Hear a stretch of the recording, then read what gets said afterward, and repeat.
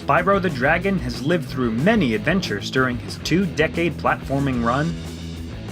From the original PS1 games that introduced him to the world, to the Legend of Spyro trilogy,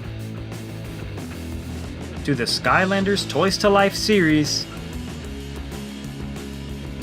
The original trilogy undoubtedly houses the best games in the series. So much so, they even got rebooted as the Reignited Trilogy. And yet there are some quirkier titles that are still worth remembering.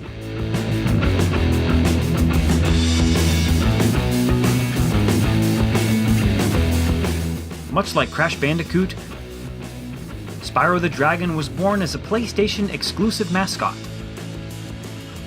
clearly meant to rival the Marios and Sonics of the world. The series' original trilogy was developed by 3D platformer powerhouse Insomniac, before rights to the character transferred to Universal Interactive Studios. Universal commissioned Digital Eclipse to make a series of handheld games for the Game Boy Advance. Beginning with Spyro: Season of Ice. Several sequels followed, Season of Flames and Attack of the Rhinox. The games ranged in quality. At best, they were inspired renditions of the 3D platformer that pushed the GBA to its limit, including a top-down perspective that worked a lot better than one would assume through a retrospective lens. But the missions were repetitive, and there was little need to play these titles.